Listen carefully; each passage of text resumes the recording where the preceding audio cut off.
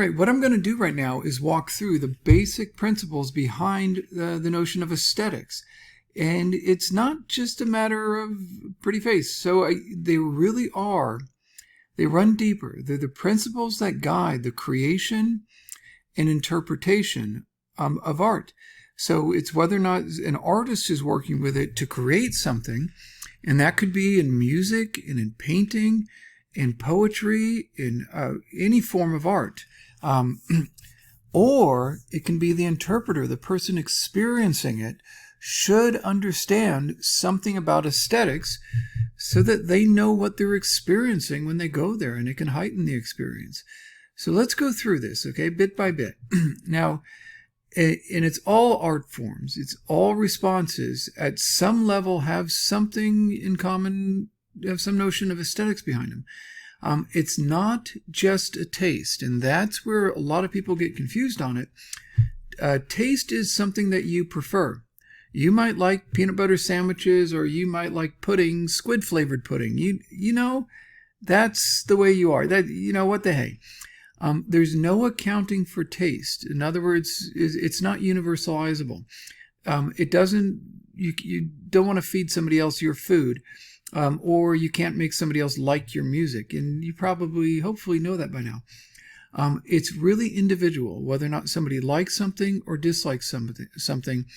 And it's essentially a sensual experience, and it's up to that individual. Aesthetics are really as if they were for all people, because they get to a level of understanding. In other words, there's some type of sophistication behind it, some notions behind it that you can explain and understand, and really come to terms with at the experience level. And what aesthetics come down to are the beautiful, they're the sublime. And that's what we're going to be working with for this unit.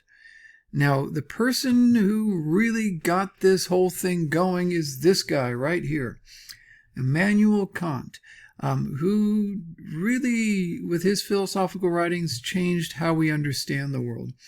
And one of the areas he wrote quite a bit on was aesthetics, quite a bit. And he set out the principles of what is understood. And mind you, people kind of already knew that this and that about Sophocles, or that or the other thing about the, sculptures. They always kind of knew that there's something going on. Kant wasn't the first one to bring it up, but he explained it more clearly and more precisely than anybody before him.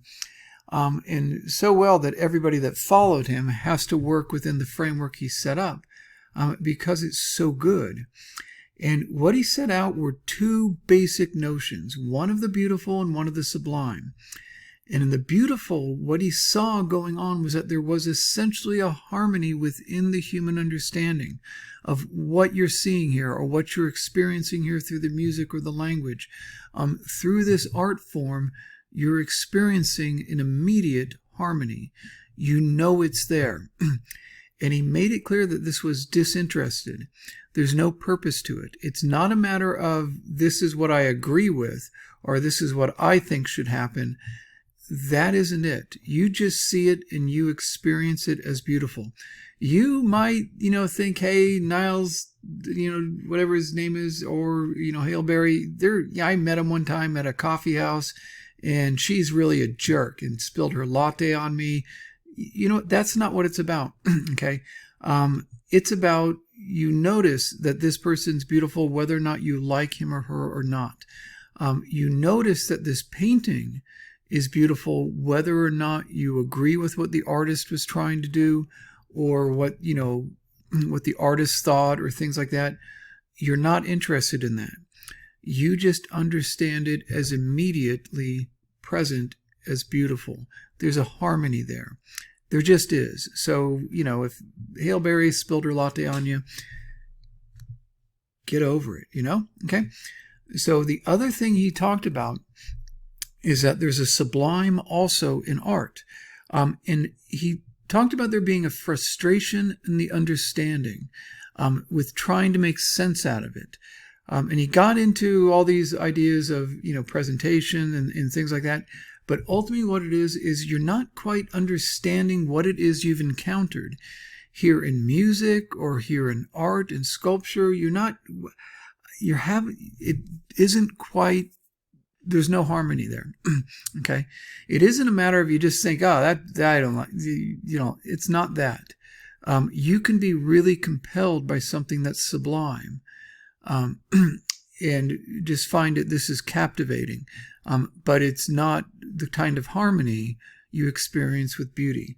You are either overwhelmed or you just can't figure what's going on. There's something going on that's not quite clicking for you. There's something out of harmony in the sublime. It's not a matter of you just think it's ugly or it tastes awful, or it's not that. Okay. It's still compelling. The artwork is still compelling, but it's not harmonizing for you. That's what beauty does. The sublime is more disruptive in its aesthetic. So ultimately, Kant was clear about this. Ultimately, it is up to the individual and his or her experience of the artwork. It is ultimately with the sublime or the beautiful. It's your call in the end. But there's going to be something articulated with the understanding. Okay, it's not just a matter of taste.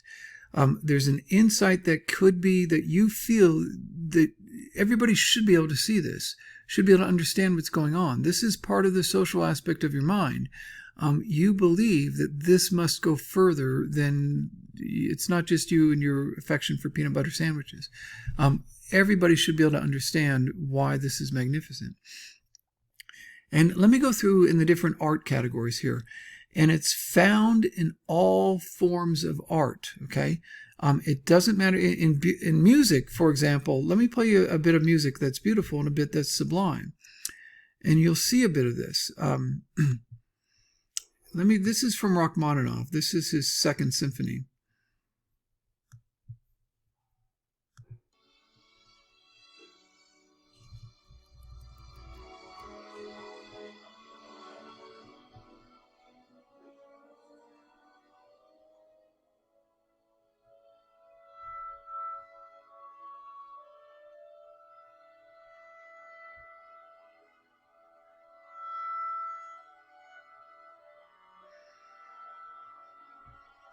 Now, I won't keep playing that, but most people, whether or not you like this or not, notice it's not a matter of like, that's taste. But most people could understand why most people would find that beautiful. There's a harmony here and a coordination of the music that works well, and it's immediately present. Okay, if I played you a bit of Stravinsky, you might think a little bit differently. Okay, let me do this. This is from The Rite of Spring.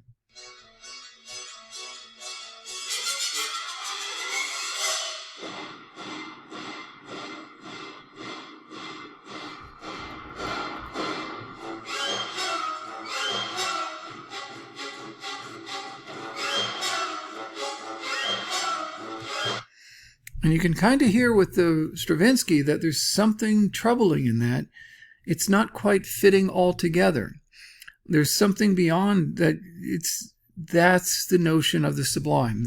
You're getting an idea that that's working there. In both cases, it's not a matter of you like or dislike. You could be, the world's biggest Stravinsky fan and be really compelled by his music. But you find it really compelling, but then you get to Rachmaninoff and I can recognize the beauty, I just don't like it. Your taste could be for Rachmaninoff, and the beauty could be more to your taste of Rachmaninoff and other beautiful artists, or the sublime in this case could be. You don't like or dislike this beautiful or the sublime. You are somehow compelled by the harmony you experience or the emotions that you experience with the sublime. In literature, you get kind of the same thing. And be patient with me for a second. I'm going to walk you through these. Most people would agree that I Wandered Lonely as a Cloud by William Wordsworth is a beautiful poem. Whether or not they like it is another matter. I wandered lonely as a cloud that floats on high o'er vales and hills, when all at once I saw a crowd, a host of golden daffodils, beside the lake, beneath the trees, fluttering and dancing in the breeze. And again, you get the harmony of the rhyme schemes and the images within this poem. This is essentially the definition of beauty in poetry. And he goes on with creating this harmony between the daffodils he sees and the clouds in the sky and the vibrations in the waves. And all that movement gets harmonized in the poem because he sees all this harmony within nature. How the wind would harmonize the movement of the daffodils with the movement of the waves and the lake and the movement of the clouds. And he gets that harmony between all these forces of nature in the poetry. That is beauty in poetry. Then you get something like this, which is The Wasteland by T.S. Eliot. And this is just the first, section of it, the first stanza, I guess. April is the cruelest month, breeding lilacs out of dead land, mixing memory and desire. Stirring dull roots with spring rain, winter kept us warm, covering earth in forgetful snow, feeding a little life with dried tubers. Summer surprised us, coming over the Strasbourg with a shower of rain. We stopped in the colonnade. If you're getting the sense of this poem, this is the voice of somebody who's died. It's the cruelest month because it's breeding lilacs out of dead land. It's bringing flowers forth. That should be troubling. And then it goes into the memories, childhood memories of the woman speaking who is dead and is troubled by April. All of this should be pretty disruptive. So in other words, it isn't pleasant to experience, but it can be compelling. It does reflect a lot of the experience that, people thought was part of the world after World War I, after the Great War.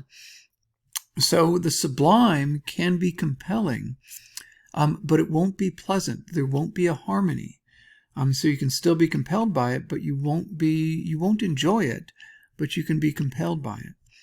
In painting, the beauty can be kind of demonstrated by, the Pre-Raphaelites, or commonly, this, woman, the Lady of Shalott, is commonly seen as a beautiful painting. There's a harmony there, even though she has a longing to not be there. But there's a harmony there with her figure in the middle of the lake, and in the boat, and the colors and everything. And then there's Goya in his May 3rd painting, and this one is considered to be far more troubling. This gentleman's about to be executed. This was in the Spanish War of back in the 1800s sometime, or in the I forget if it was 17 or 18s. You can see the figure is standing out. It's compelling because it's standing out. But notice in the dark are these men with guns about to execute him. So your eyes are brought entirely to his humanity, and you experience the fact that he's going to be executed. That is troubling for most people.